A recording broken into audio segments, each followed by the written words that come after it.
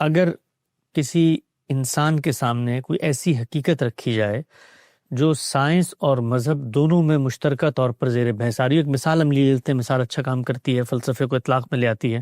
مثال کے طور پہ انبیاء کی یہ خبر جو قرآن کے اندر ہم تک پہنچی ہے، وہ یہ بتاتی ہے کہ کسی خاص موقع پر انسان کی عمر 950 سال بھی رہی ہے، کسی ایک شخصیت کی عمر۔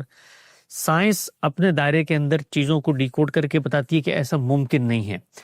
اب گفتگو کہاں سے شروع ہوگی؟ یعنی ایک شخص جو مسلمان ہے، چلیں وہ تو یہ کہہ دے گا کہ جی خالق پر میں علمی عقلی طور پر اس ذریعے علم پر ایمان لے آیا تھا جو پیغمبر لائے ہیں، باقی اخبار اب تک سائنس تصدیق نہیں کری تو ہم چھوڑ دیتے ہیں۔ لیکن جو مذہب سے باہر کھڑا ہوا انسان ہے، اس کو پھر کیا پہلے ہم نے خدا منوانا ہے، اس کے بعد ہم یہ حقائق منوائیں گے جن کو سائنس نہیں مان رہی؟ سائنس نے یہ کب کہا کہ یہ ممکن نہیں ہے؟ سائنس تو بلکہ ہمیں یہ بتا رہی ہے کہ وہ ایسی تحقیقات میں مصروف ہے جس کے نتیجے میں یہ اب پھر ممکن ہو جائے گا۔ اچھا، وہ تو ہمیں یہ بتا رہی ہے کہ ہم بڑھاپے پر قابو پانے کی کوشش کر رہے ہیں، ہم امراض کو ختم کرنے کی کوشش کر رہے ہیں، ہم موت پر بھی گرفت پانے کی کوشش کر رہے ہیں۔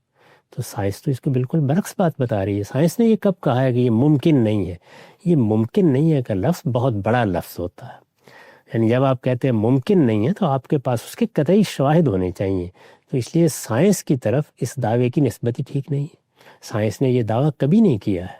سائنس جو کچھ کہہ رہی ہے وہ یہ ہے کہ اب تک جو اس کو شواہد ملے ہیں اس میں جتنی کچھ بھی انسان کی باقیات اس نے دیکھی ہیں، یعنی ظاہر ہے کہ انسان کی باقیات مل جاتی ہیں، کسی جگہ وہ فاصل یا متحجرات کے ریکارڈ کی صورت میں مل جاتی ہیں، کسی جگہ پوری ناشیں مل جاتی ہیں، بہت سی ممیز مل گئی ہیں۔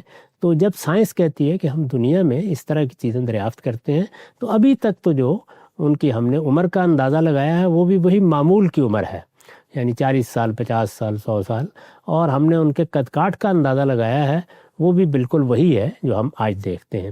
تو یہ اس وقت کے مشاہدے کا نتیجہ ہے، نہ اس میں استقصاء ہوا ہے، نہ اس میں ہر چیز کا جائزہ لے لیا گیا ہے، نہ اس میں سائنس نے کوئی اس طرح کا دعویٰ کیا ہے۔ اس سے زیادہ کوئی بات سائنس نے کہی نہیں۔